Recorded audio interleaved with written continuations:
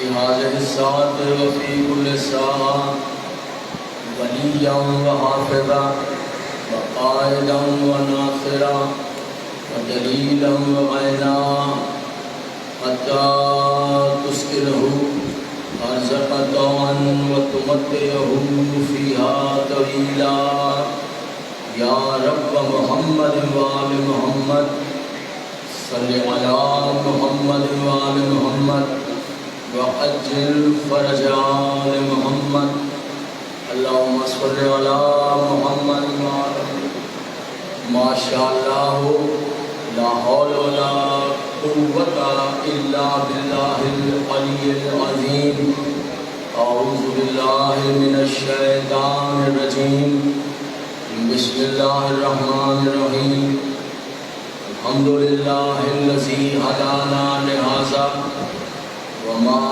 كنا لنهتدي لولا أن هدانا الله لقد جاءت رسل ربنا بالحق والصلاة والسلام على رسوله الثقلين محبوب رب المغربين والمشرقين جد الحسن والحسين بالقاسم محمد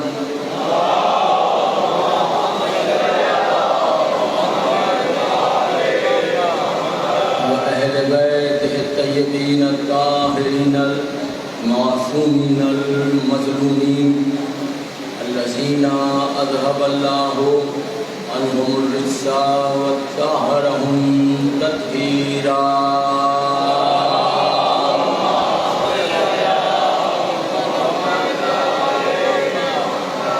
ولعنة الله على أعدائهم أجمعين من يومنا هذا إلى يوم الدين أما بعد فقد قال الله تعالى في كتابه المبين وخطابه المتين قوله الحق بسم الله الرحمن الرحيم ألم يجدك يتيما فآوى صلوات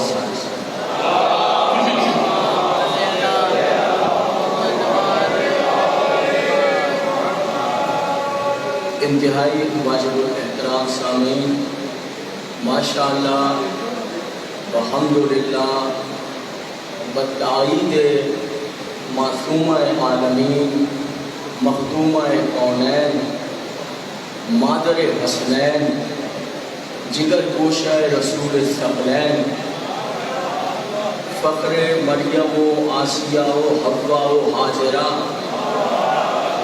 عصمت اللہ الکبریٰ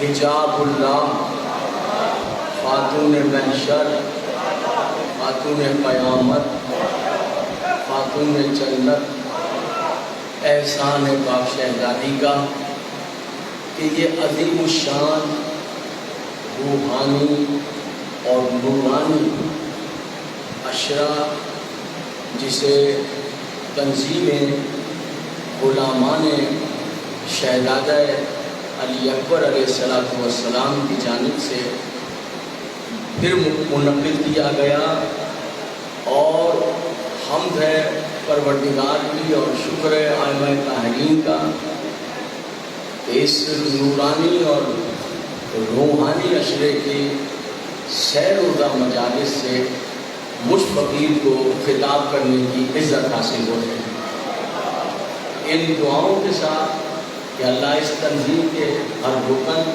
ہر عہدیدار کو اپنی حفظ و امان میں رکھے صحت سلامتیاں عطا فرمائے کہ یہ جو سلسلہ ہے شہزادہ علی اکبر اسلام کے عشرے محرم یہ صبح قیامت تک اسی طرح جاری و ساری ہے میرے برادر عزیز سید شیرازی صاحب اللہ انہیں سے زندگی عطا فرمائے شفاء کلی عطا فرمائے سارے ماتم کا شامل اور دعا ہے کہ پوری کائنات کے جس گوشے میں امام حسین کے غم گسار آباد ہیں اللہ سب کی عزت و آبرو ناموس جان و مال کی حفاظت کرنا ہے۔ اللہ ہمارے وارث کی خیر فرمائے، ہمارے وارث کی آل افطار کی خیر فرمائے، ہمارے وارث کے منتظرین کی خیر فرمائے۔ اللہ ہمارے وارث کو اذن ظہور عطا فرمائے۔ اللہ ہمیں اپنے وارث کی معرفت، ان کا عشق عطا فرمائے، ان کی نالین چومنے کا شرف عطا فرمائے۔ ایک اتنی بلند صلوات پڑھیے کہ تمام دعائیں مستجاب۔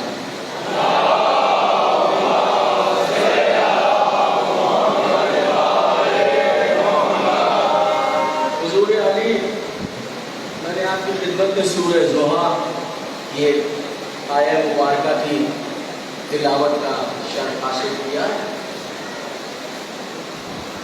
اور 3 روز اسی پر گفتگو ہے۔ میری خواہش ہے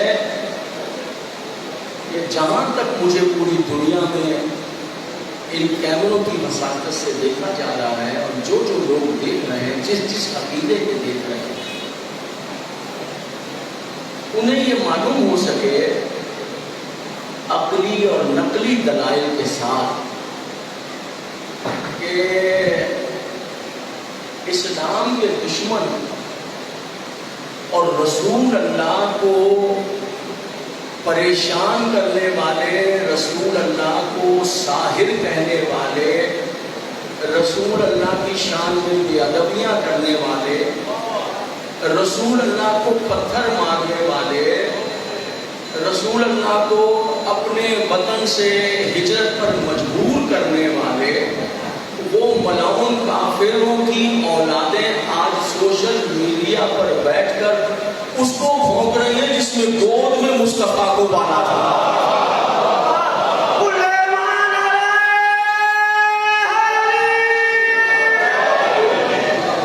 ہمارا یہ فریضہ بنتا ہے کہ یہ میرے دوست سے پلان کر کیمرہ بند کر دیں، وہ 3 کیمرے دیں، ٹھیک ہے؟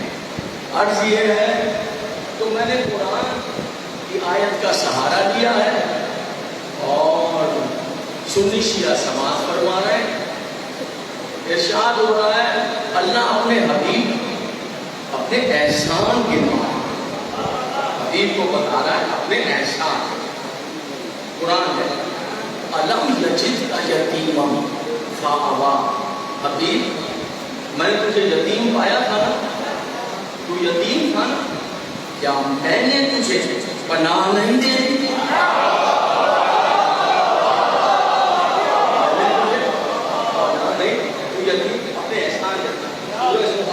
میں نے تجھے یتیم پایا تو کیا میں نے تجھے پناہ نہیں دے؟ حضور علی شیعہ ہو یا سنی، جن سے جا کر پوچھئے کہ نبی کو پناہ کس نے دی تھی، وہ ایک ہی نام لے گا، حضرت ابو طالب۔ ایک ہی نام ہے حضرت ابو طالب۔ اب یہ پوچھئے کہ پناہ تو دی ہے حضرت ابو طالب نے، گود میں پالا ہے حضرت ابو طالب نے، اللہ کہہ رہا ہے یہ میں نے پناہ دی۔ حضور علی قانون الہی یہ ہے کہ اللہ کسی کافر کے فعل کو اپنا فعل نہیں کہتا۔ اس کا قانون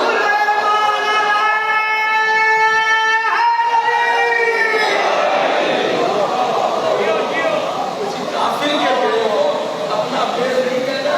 پالا حضرت ابو طالب نے، پناہ جناب ابو طالب نے دی ہے، وہ کہہ رہے ہیں کہ یہ میں نے پناہ دی ہے، یہ میں نے پناہ دی ہے۔ کچھ تو احساس کیجیے، کچھ تو خیال کیجیے۔ اور آج آپ کھڑے ہو کے کہہ رہے ہیں نہیں پانا ضرور تھا، بہت زیادہ حفاظت بھی کی تھی، ہر دشمن سے بچایا بھی تھا۔ میں آپ سے پوچھنا چاہتا ہوں، جب میرا آقا مکے میں تنہا تھا، اکیلا مکے کی گلیوں میں پھرتے تھے، ابھی سورج طلوع نہیں ہوتا تھا، آپ مکے کی گلیوں میں آ جاتے تھے، ایک ہی سزا تھی، قولوا لا الہ الا اللہ تفلحوا۔ مجھے بتائیے، نبی کو دیکھیے تاریخ میں اکیلے ہیں، دائیں آپ کون نظر آ رہا ہے، بائیں طرف کون نظر آ رہا ہے؟ آج جتنے نام آپ لیتے ہیں شوق کے ساتھ اور ان ناموں پر جان دینے کے لیے تیار ہوتے ہیں، میں قرآن کا واسطہ دیتا ہوں، مجھے بتائیے جب رسول کو چاروں طرف سے پتھر مارے جا رہے تھے، ان ناموں میں کوئی تھا یا بچانے والا ابو طالب تھا؟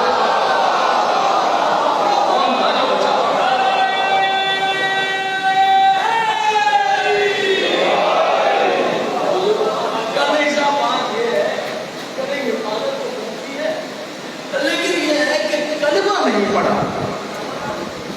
یہ 3 روزہ گفتگو ہے. حفاظت بے شک ہی ہے جناب ابو طالب نے، پر کلمہ جو ہے وہ نہیں پڑھا. اچھا مجھے اتنا بتائیے، کلمہ نہیں پڑھا تھا؟ نہیں. یہ بات طے ہو گئی. دیکھیے ابو طالب کی دشمنی میں، شان پیغمبر میں گستاخی نہ کر بیٹھیے گا. یعنی دشمنی ابو طالب کی توہین پیغمبر کی ہو جائے. اسے کیسے آپ کریں کلمہ نہیں پڑھا تھا؟ سنیے جہاں جہاں تشریف فرمائیں روزے جی نے جائے کلمہ نہیں پڑھا تھا. یہ بتائیے نکاح تو پڑھا تھا پیغمبر کا، کلمہ نہیں پڑھا تھا، نکاح پڑھا تھا. اچھا یہ ہم تھوڑی ہے. آپ بازار میں جائیے، بارکۃ الآراء تاریخ ابن خلدون، تاریخ ابن خلدون لے لیجیے آپ مارکیٹ سے. اچھا پورا سیٹ بھی نہ لیجیے گا، بہت مہنگا ہے. آخری جلد جو ہے اس کی وہ جلد لے لیجیے، اور وہ جلد لے کر اس کو ایسے کیجیے گا کہ یوں کر کے پلٹ دیجیے گا. میں سہولتیں پیدا کر رہا ہوں. ایسے پلٹ دیجیے گا، پوری وہ 1000 صفحے نہ پڑھیے گا، ایسے پلٹ دیجیے گا. جب آخر میں کھولیں گے تو علامہ ابن خلدون نے حضرت ابو طالب کا وہ خطبہ لکھا ہے جو پیغمبر کا نکاح پڑھاتے وقت پڑھا تھا. وہ خطبہ لکھا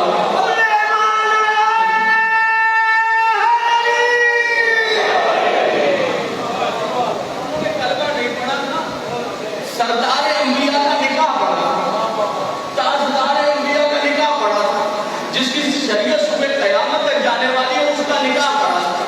کیا کر رہے ہیں؟ ارے کیوں رسوا کر رہے ہیں؟ دیکھیے میری بات سنیے، یہ نکاح معمولی بات نہیں ہے. اب یہ علیحدہ بات ہے، اعلان نبوت سے 15 سال پہلے نکاح پڑھا ہے. ابھی اسلام تو آیا ہی نہیں تھا، 25 سال کے تھے پیغمبر. اب یہ علیحدہ بات ہے، حضرت ابو طالب نے اس وقت نکاح پڑھا تھا جب زمانے کے ہاں نکاح ہوتے ہی نہیں تھے.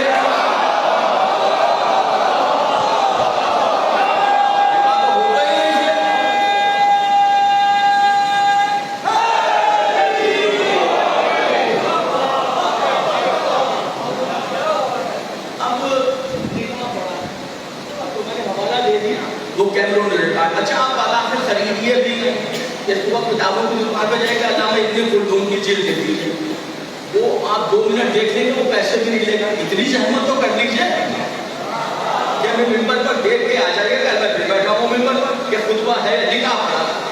کس نے نکاح پڑھا تھا؟ ماشاء اللہ جس نے خود کلمہ نہیں پڑھا. دیکھیے ذرا سمجھیے، ہم دوست ملتے ہیں، دوست آپس میں ملتے ہیں، جب ملتے ہیں تو پرانی یادیں پرانی باتیں شروع ہو جاتی ہیں. ہم بھی ملے تو ارے اللہ جناب بنائیے، بڑے 20 سال بعد ملے، 22 سال بعد ملے، 25 سال. شادی وادی ہو گئے؟ ہاں جناب شادی ہو گئی. میں نے اچھا کتنے بچے تھے؟ کتنے بچے؟ کتنی بچیاں؟ کتنی بچی؟ کہاں شادی کی؟ وہاں. خاندان کون سا ہے؟ یہ شہر کون سا ہے؟ یہ. اچھا دوست بیٹے کبھی بولتے ایسے کرتے ہیں، ملتے ہیں. اچھا بھائی بتائیے حال کون سا تھا اور کیا ہوا برات ہے؟ اچھا میں نے کہا یہ ہوا یہ ہوا. اچھا یہ بتائیے نکاح کس نے پڑھا تھا؟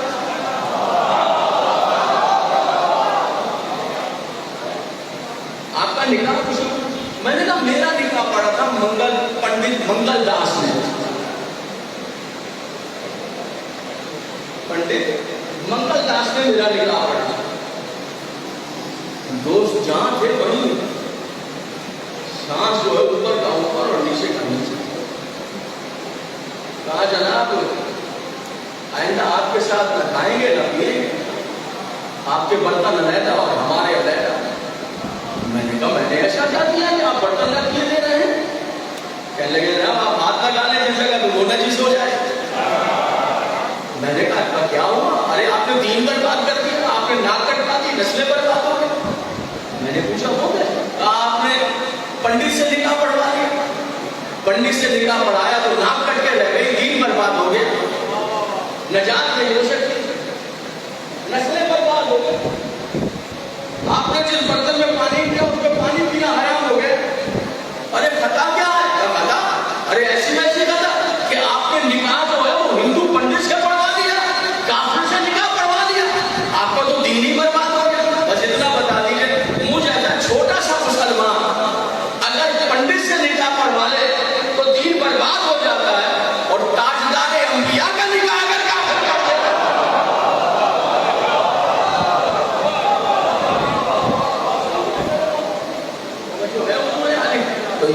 سمجھیے گا میرے محترم سامعین، یہ ابو طالب سے دشمنی نہیں ہے، یہ پیغمبر سے دشمنی ہے۔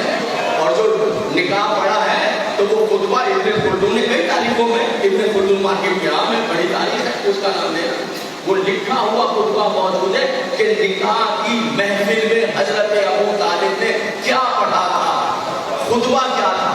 اور سنیے خطبے کا آغاز کیا، دونوں طرف کے لوگ موجود ہیں، ورقہ بن نوفل کا خاندان ہے، حضرت خویلد کا خاندان ہے، جناب خدیجہ الکبریٰ وہ شہزادی ہے جس کو پورا عرب طاہرہ کے لقب سے یاد کرتا ہے۔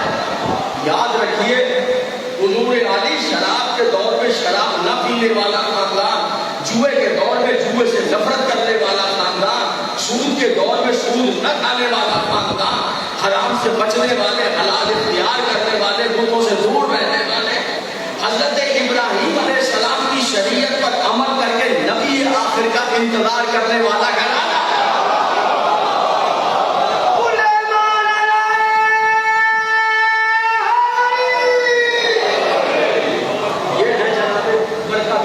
جو چچا زاد بھائی بھی ہیں، توریت انجیل زبور کے ریسرچ اسکالر بھی ہیں، عالم بھی ہیں، راہب بھی ہیں، ان کا خاندان ہے، اور وہاں بیٹھے ہیں۔ کوئی معمولی ڈیوٹی تھوڑی ہے جہاں بارات لے کر گئے بھتیجے کی، معمولی گھر تو نہیں ہے جہاں بھتیجے کی بارات لے گئے جناب ابو طالب لے کر گئے، وہ گھر معمولی گھر نہیں ہے۔ یقین جانیے وہ ایسا گھر ہے، وہ ایسی بیوی ہے کہ عرب میں کوئی بچی جوان ہو کر شادی اس کی نہیں ہوئی جس کا جہیز جناب خدیجہ نے نہ دیا ہو۔ وہ گھرانہ ہے جہاں بارات لے گئے، جہاں دلہا بنا کر لے گئے بھتیجے کو جناب، اور اس محفل میں وہ توریت انجیل زبور کے عالم ہے جو جناب خدیجہ طاہرہ کی طرف سے نکاح پڑھے گی، اور پیغمبر کی طرف سے نکاح جو ہے وہ حضرت ابو طالب پڑھے گی۔ اور حضور علی دیکھ کر آئیے گا، آپ سنی بیٹھے ہیں میری پلکوں پر، آپ شیعہ بیٹھے ہیں میری آنکھوں پر، آپ توجہ فرما رہے ہیں جہاں جب بیٹھے ہیں، کل دیکھ کر آئیے گا کہ میں حج کہہ رہا ہوں یا جھوٹ کہہ رہا ہوں، دیکھ کر آئیے گا تاریخ میں۔ خطبہ یہاں سے شروع کیا، پیغمبر کا سن مبارک اس وقت جب نکاح ہو 25 برس کا ہے، جب 40 برس کے ہوئے ہیں تو پھر اعلان نبوت کیا، پھر قرآن کا نزول ہوا۔ قرآن کے نازل ہونے سے پہلے، آفتاب اسلام کے طلوع کرنے سے 15 سال پہلے بھرے ہوئے اجتماع پر جناب خدیجہ کے گھر، جناب ورقہ بن نوفل کی ڈیوڑی پر ہزاروں سرداروں کے سامنے حضرت ابو طالب اپنے بھتیجے اور اللہ کے نبی کا نکاح پڑھ رہے ہیں۔ ان الفاظ کا ابن خلدون نے لکھا، یہاں سے نکاح کو شروع کیا، الحمدللہ۔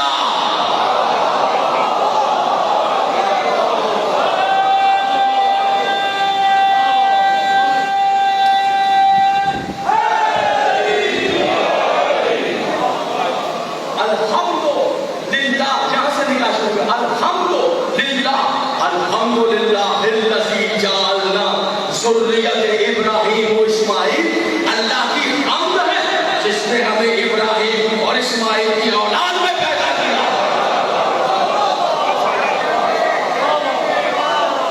اللہ کی حمد ہے، اللہ کی حمد ہے،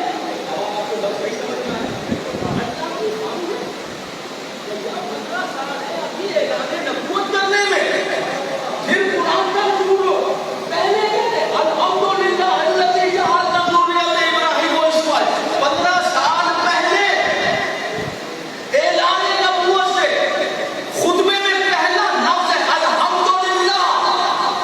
15 سال بعد قرآن آیا، مسلمانوں ادھر قرآن آیا تو قرآن کی پیشانی پر ابو طالب کے لفظ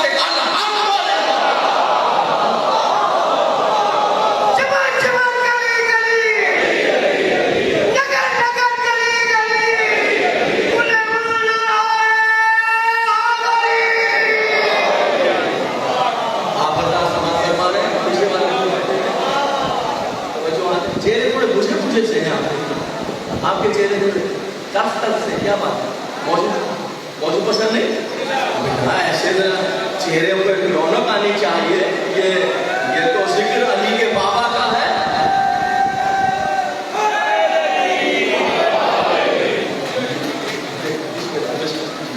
یہ تو ذکر جو ہے وہ علی کے पाकीज़ा बाबा का जिक्र है और यकीन कामिल है कि अली के बाबा की मदह सराई करेंगे, अली के पाकीज़ा बाबा की मदह सराई करेंगे तो अली हम खताकार नौकरों से राजी हो जाएंगे। और ज़ाहिरी बात है कि अगर कोई मुखालफत करने वाले को सोशल मीडिया मिला है तो इतराए नहीं कि सोशल मीडिया पर मैं अली के बाबा की मुखालफत कर दूंगा। उसे सोशल मीडिया मिला है, हमें हुसैन का मिंबर मिला, मिंबर मिला। हाँ, उसमें कोई बरकत नहीं है, इस पर नाज है, इस पर अल्लाह के खास एहसान है, इसका ताल्लुक नूर के साथ है। हाँ, ये दुनिया है। अल्हम्दुलिल्लाह, पहले कहे अल्हम्दुलिल्लाह, अल्लाह की हमद है। कुरान आया तो ऊपर वही लफ्ज़ है, 15 साल बाद आया कुरान। पहले जनाब अबू तालिब ने कहा। अब ये मसला बनेगा कि नहीं साहब अब इतना भी ना कीजिए, अब कुरान है, ठीक है, वो साहिब इज्जत है, मगर ये क्या कह दिया आपने कि कुरान ने हज़रत अबू तालिब के लफ्ज़ ले लिए। मैं तो तालिब का एक अदना सा तालिब इल्म हूँ, जो इब्ने खुलदून में देखा है वही कह दिया है कि 15 साल पहले पढ़ा था तो इसलिए कहा है, 15 साल बाद कुरान आया तो कुरान ने लफ्ज़ ले यूँ कहा। नहीं, ये सूर आदम है, नहीं ऐसा नहीं। फिर क्या करूँ मैं? ये कहिए कि अबू तालिब ने कुरान के लफ्ज़ ले लिए।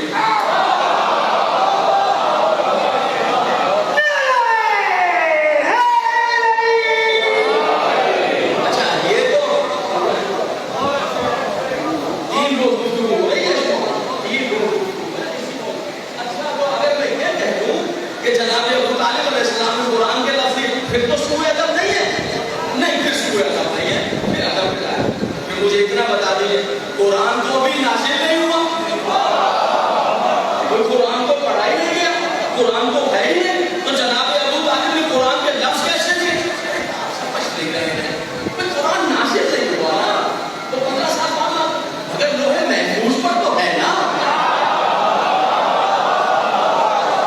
लोहे महफूज पर तो 15 साल बाद लोहे महफूज। लीजिए, मैंने मान लिया, मगर आप इतना मानिए, मैं मानता हूँ कि जनाब अबू तालिब ने कुरान के लफ्ज़ दिए, आप भी मानिए कि फिर अबू तालिब वो जो जमीन पर बैठकर लोहे महफूज का मुताला करता है। फिर आप अली की बात सही है, अली इसमें इलाही है, अली मीज़ान में तोला, सुबह के साथ जलवा। अली मौला, अली मौला, अली मौला। यदि वहाँ बैठकर वहाँ मुताला हो रहा था लोहे महफूज का। अब मुझे एक बात बताइए, अभी लहब जो था, अभी लहब ऐलान वाला था, वो पैगंबर को कम करने के लिए रसूलुल्लाह की नक़ल उतारा, किसी शख्स की नक़ल उतारी जाए उसे दिल पर चोट लगे। इसलिए हमारे यहाँ ये कहा गया कि किसी शख्स में अगर कोई है तो उसकी नक़ल न उतारना कि उसका दिल टूटेगा, जो दिल टूट जाए उस दिल में अल्लाह आ जाता है, खुदा खुद उस दिल को संभाल लेता है। तो वो कैसे नक़ल उतारता था? हमारे रसूलुल्लाह जब चलते थे नौजवान बच्चे, तो हमारी तरह नहीं चलते थे, हम ऐसे चलते हाथों को यूँ करते चलते हैं, उससे क्यों चलते हैं? नहीं, रसूल ऐसे नहीं चलते। रसूलुल्लाह हाथों को यहाँ रखते थे, इधर रखना चलते, जैसे मोमिन नमाज में खड़ा होता है।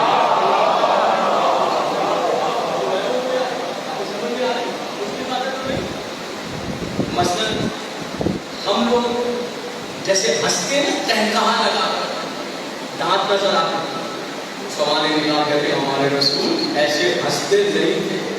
जब बहुत बड़ी खुशी की बात होती थी तबस्सुमा, तो बस हल्का सा तबस्सुम होठों पर आता था, इसके होठों पर तबस्सुम आता था और कायनात को हयात मुयस्सर आ जाती थी। इसके होठों पर तबस्सुम आता था तो गुलशन में बहार आ जाती थी। इस तरह नहीं हंसते थे कि दंदाने मुबारक जाहिर होते, दांत नहीं जाहिर। हम तो हंसते तो फिर लगा के दांत रखते हैं,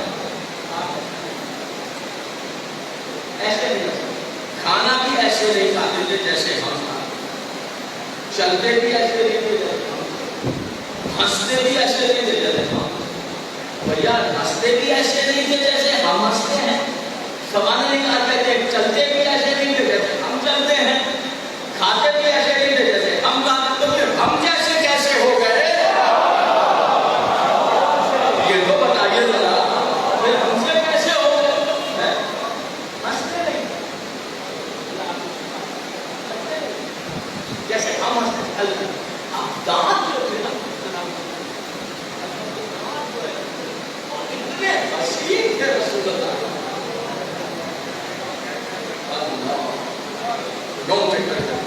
اتنے حسین دانت تھے کہ صحابہ ترستے، خدائی قسم موتیوں کو سامنے لا تو موتی چٹک جائے، ایسے ایسے حسین، آپ سن رہے ہیں؟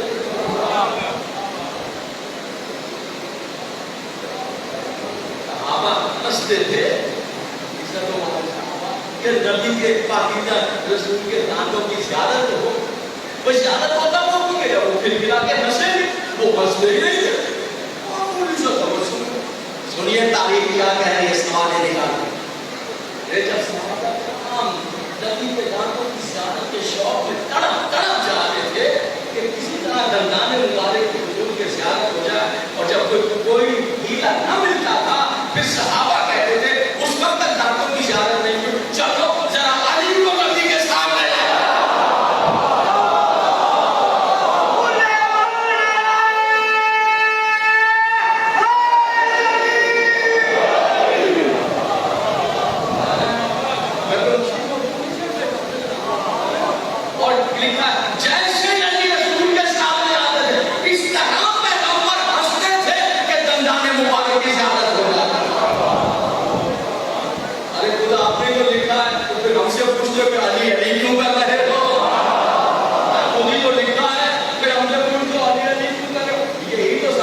نبی کو خوش کر دینے کا،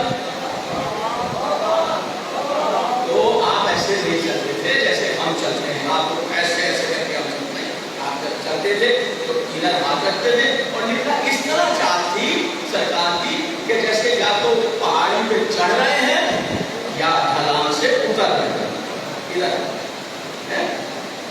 جب تبلیغ کرتے کرتے خانہ کعبہ کے پاس سے گزرتے تھے تو وہاں مکے کے کافر سردار بیٹھے ہوتے تھے، وہ 300 کا شکوت لگے ہوتے تھے، ابھی لہر کیا کرتا تھا کہ اٹھ کر چلتا اور چل کر پیغمبر کے پیچھے پیچھے چلنے لگتا اور دونوں ہاتھ پیغمبر کی طرح معاذ اللہ یہاں رکھ کے نقل اتارتا،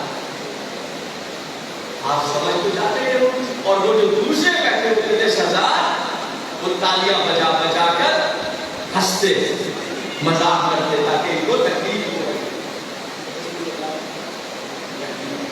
میں اپنے ایک شامل سے توجہ چاہتا ہوں کہ نئی راہوں پر کہ نئی چہر پر لے کر جانے کی کوشش کر رہا ہوں، ہنستے ابھی ایک مرتبہ کیا ہوا کہ آپ جا رہے تھے، اچھا آپ جا رہے تو رحمت الخلق تو رحمت الخلق وہ پیچھے پیچھے چلتا ہے، سامنے سے یکا یک حضرت ابو طالب آئے،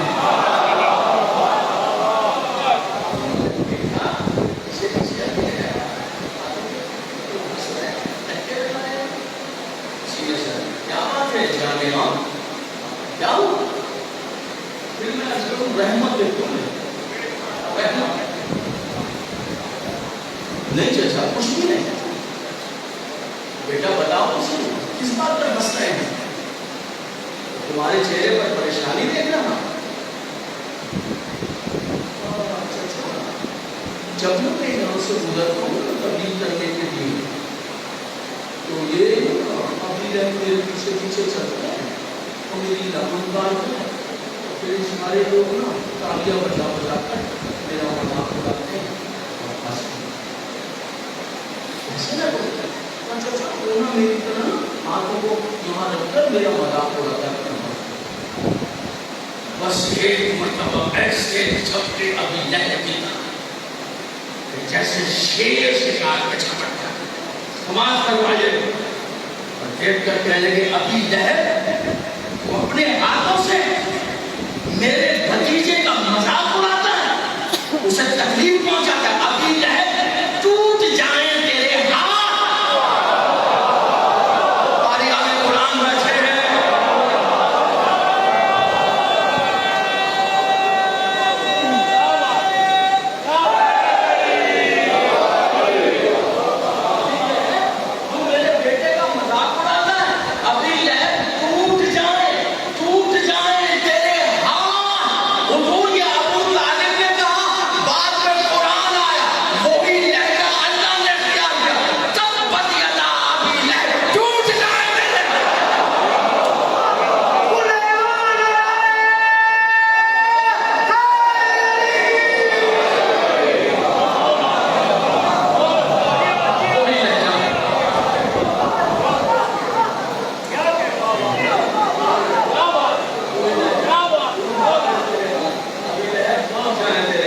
سنیے گا حضور ہے تو وہ جوان بیٹھے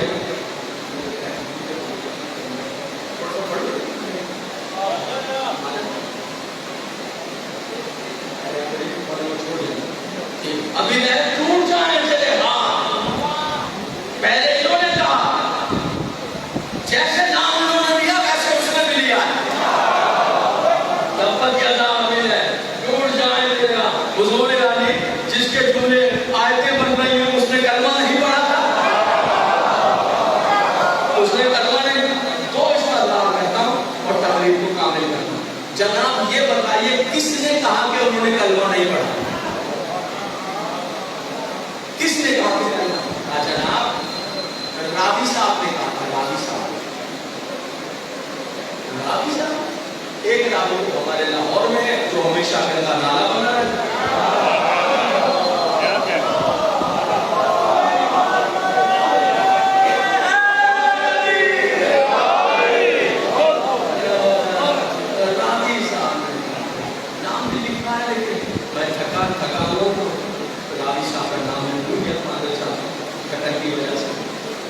مجھے اتنا یاد ہے یہ راوی صاحب ہمیشہ اپنے پاس ایک جانور رکھتے تھے،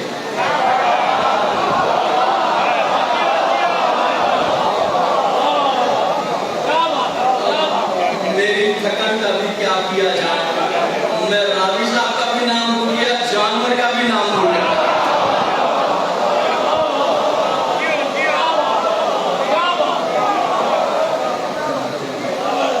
وہ کہتے ہیں کہ صاحب آخری وقت میں پیغمبر دوست ادا کرو، پیغمبر نے کہا جب جناب مطالب کا انتقال ہو گیا چچا کلمہ پڑھ لیجیے، تو پیغمبر نے نہیں میں تو اپنے باپ دادا کے دین پر جا رہا ہوں،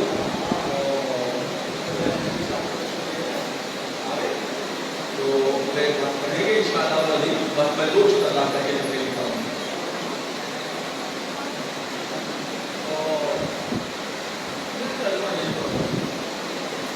تو پیغمبر نے کہا کہ چچا ایسا کیجئے آپ میرے کان میں کلمہ پڑھ لیں۔ پھر راوی صاحب کہتے ہیں کہ کان میں بھی کلمہ نہیں پڑھا۔ راوی صاحب نے کیا کہنے راوی صاحب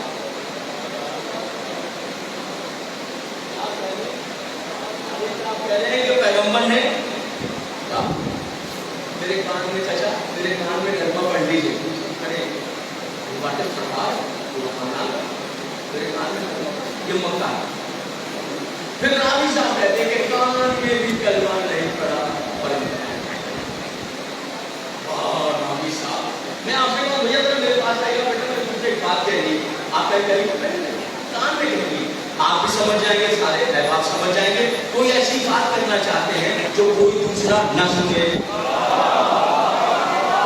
کان میں کبھی ان کا کان ہے ان کے ہوں ان کا کان، یہ دوسرا کان راوی کا کہاں جا کے وہاں لگ رہے ہیں۔ راوی صاحب آپ کی قوت سماعت کے کیا کہنے آپ کی سننے کی طاقت کے کیا کہنے، سننے پر آئے تو نبی نے کان میں کیا کہا وہ بھی سن لیتے ہیں، بہرے ہو جائے تو غدیر کے میدان میں کیا کہا۔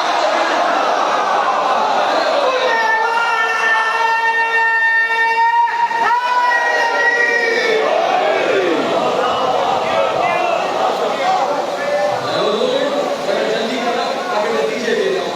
नवाजी शाह हुजूर आली रावी साहब कहते हैं कलमा। आइए जरा आज की नशिश में अपने सुन्नी शिया दोस्तों के दरमियान और पूरी दुनिया में जहां लोग देख रहे हैं उनसे इंसाफ तलब करते हैं, इंसाफ तलब करते हुए जरा ये पूछें कि पहले ये तो बताइए इन रावी साहब ने खुद कब कलमा पढ़ा था? एक तालिब इल्म होने की हैसियत से मेरा ये कि मैं देखूं तो रावी साहब हजरत अबू तालिब के कलमे पर गुफ्तगू कर रहे हैं तो हुजूर आली हजरत अबू तालिब अलैहिस्सलाम का इंतकाल मक्के में हुआ। इंतकाल के 3 साल बाद पैगंबर अकरम ने मक्के से मदीने की तरफ हिजरत की तो फिर सन हिजरी बना, फिर सन हिजरी के 2 में जंगे बद्र हुई, 3 में जंगे उहद हुई, 5 में जंगे खंदक हुई, 7 में जंगे खैबर हुई। जंगे खैबर के बाद इतना माल मिला कि वो भी मुसलमान हो गया, वो भी मुसलमान हो गया।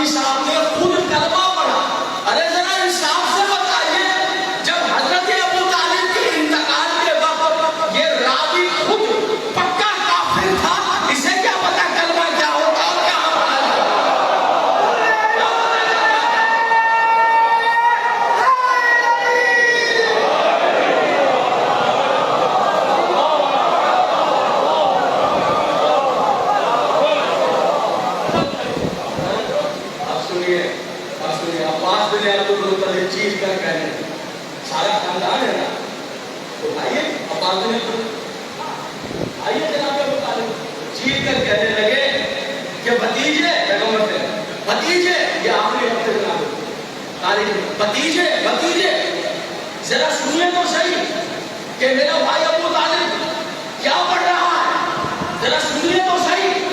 आप सब मुतवज्जे हुए तो ये चचा की रिवायत है, पैगंबर के अब्बास बिन अब्दुल मुत्तलिब की रिवायत है, जनाब अबू तालिब के भाई की रिवायत है।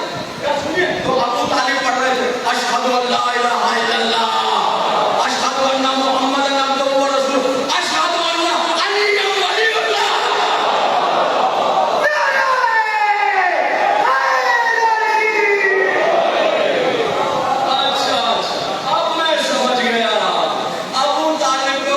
किस लिए कहा गया है?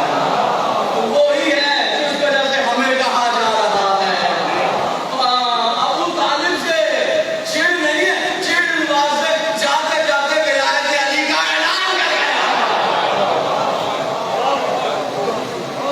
हुजूर जंगे बद्र 2 हिजरी, जंगे बद्र से लेकर 3 हिजरी उहद, उबैदा बिन हारिस बिन अब्दुल मुत्तलिब जंगे बद्र के शहीद हैं, भतीजे हैं हजरत अबू तालिब के पहले शहीद।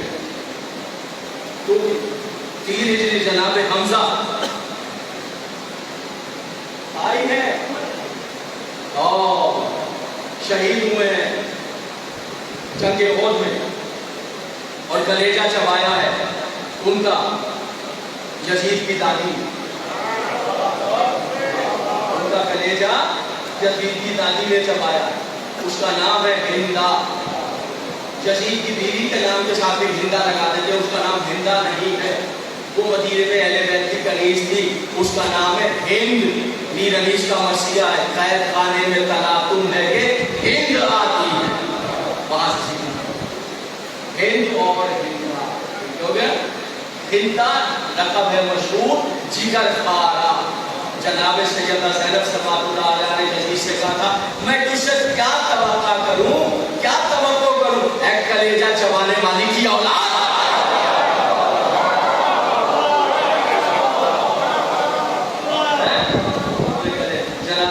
چبانے کے بارے میں سن لیجیے. یہ جہاں چبانے کا لفظ ہے اس پر ذرا ایک میری بحث سن لیجیے، اور وہ یہ ہے کہ کلیجہ اس نے اسے کہا وحشی سے نکالے اور کلیجہ نکالا. ذرا یہ چاہتا ہوں کہ بچوں کو اس تشریح کے ذریعے مت، اور اس نے چاہا کہ وہ کلیجے کو چباؤں، کلیجے کو کھا جاؤں، تو وہ کلیجہ چبا نہیں سکی جناب حمزہ. نہیں سب یہ تاریخ ہے، وہ نے چاہا کہ کلیجہ چباؤ.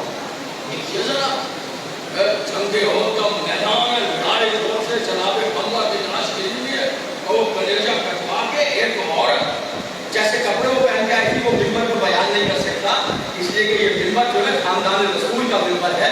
یزید کی دادی کی باتیں تو یہاں نہیں ہو سکتی نا، خاندان رسول کا مرکز شرافت کا منبر ہے. اس نے چبانے کی کوشش کی مگر وہ چبا نہیں سکی. کیوں نہیں چبا سکی؟ لکھا اس لیے نہیں چبا سکی کہ حمزہ کے پورے بدن کے اعضاء جو تھے وہ جنتی تھے اور ہندا کے اعضاء جو تھے وہ جہنمی تھے. اللہ نہیں چاہتا تھا کہ جنتی کا کوئی بدن کا ٹکڑا جہنمی کے بدن میں چلا جائے. پھر اللہ نے جو ہے معاوضہ کیا اور وہ چبانے کے لیے جیسے اس نے بائٹ دیا کلیجہ عورت بیٹھی کلیجہ خون سے بڑا ہے، 1000 گائنوں کی ایک گائن ہے، 1000 چوڑیلوں کی ایک چوڑیل ہے. یزید کی دادی کیسے بیٹھی ہے کلیجہ چبا رہی. سنیے گا مجھے اپنا موضوع یاد ہے. وہ اللہ نے کیا کیا کہ اس سے پہلے کہ اس کے دانت جو ہے کلیجے تک آتے اللہ نے معاوضہ کیا اور حضرت حمزہ کے کلیجے کو پتھر کا کر دیا. اب وہ اس سے تو ارادہ یہ تھا کہ اس نے بائٹ اسی طرح اس کنسیپٹ سے بائٹ کیا کہ یہ کلیجہ ملائم وہ تھا پتھر. مثال کے طور پہ آپ بائٹ لیں کیلے کے لیے تو کنسیپٹ اور ہو، کیلے کو بائٹ کریں کنسیپٹ، اور آپ اخروٹ کو بائٹ کریں، آپ کیلے کو بائٹ کریں وہ اخروٹ نکل آئے. اور ہے اس نے بائٹ کیا کلیجے کو وہ تھا پتھر کا. وہ جیسے ہی بائٹ کیا تو فوراً ہندا کے دانت ٹوٹ کر گر گئے. ابو طالب کے پاکیزہ بھائی اے حمزہ زینب کے اس منبر سے میرا سلام قبول کیجئے. آپ نے مرنے کے بعد بھی یزید کی دادی کے دانتوں کو کھچا کر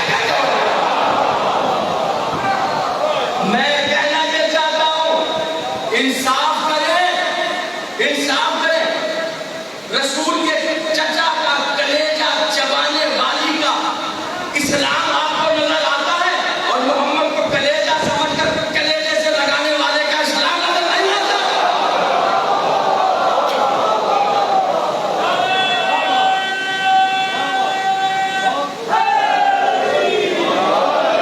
تمام کلیجہ کا یہی سے بات آگے بڑھے گی. بس اتنا کہنا ہے بدر سے لے کر کربلا، کربلا سے لے کر میرے 11 امام کی شہادت تک جب بھی اسلام پہ برا ہوتا ہے خون ابو طالب کا ہی کام ہے. چیلنج ہے خون ابو طالب کا. اتنا کہہ کر گزر جاؤ تو احباب کو شکایت ہوگی کہ نہیں بات آپ نے کامل نہیں کی. فقط خون نہیں، ابو طالب کی بیٹیوں اور پوتریوں کے چادریں بھی لی گئی. ادادارو یکم سفر ہے، یہ یکم سفر ہے اور یہ وہ دن ہے کہ جب پہلے بیت کا قافلہ شام میں داخل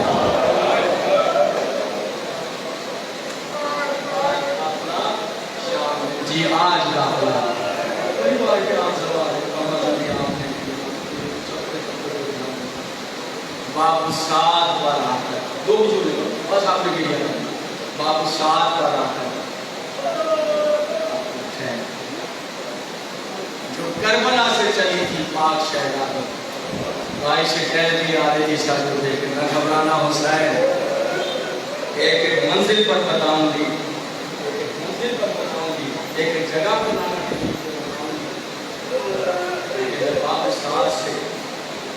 اندر کا منظر دیکھا جو بیان کروں تو کلیجہ پھٹتا ہے.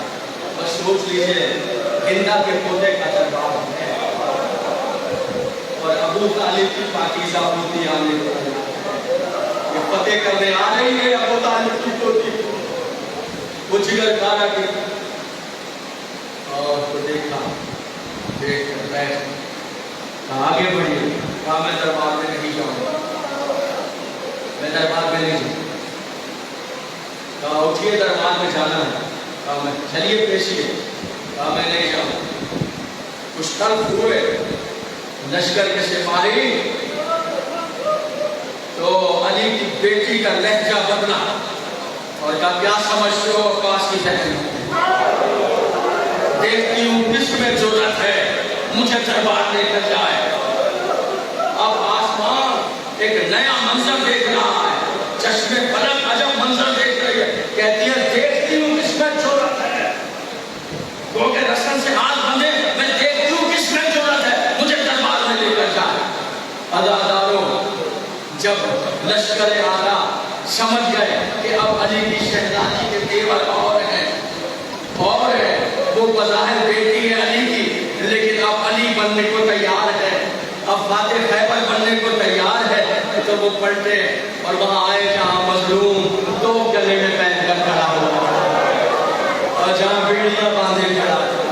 اداداروں کچھ اس انداز سے گفتگو کی, سجاد کی پشت پر خون کے فوارے اٹھے, زنجیروں کو سنبھالا اور پھوپھی کے قریب آ کر کہا آج کی تاریخ پھوپھی اماں میرے بابا کا مقصد ہے, پھوپھی آگے بڑھ جائیے, پھوپھی آگے بڑھ جائیے. تو سجاد کو دیکھا اور دیکھ کر کہا اچھا بیٹا تم کہتے ہو تو جاتی ہوں, دیکھ لیتی اس کی ضرورت ہے, لیکن ایک جملہ ہے اب جو میں پڑھنے لگا ہوں وہ جملے وہ میری تلاش بھی نہیں ہے, میری محنت بھی نہیں ہے, میرا مطالعہ بھی نہیں ہے.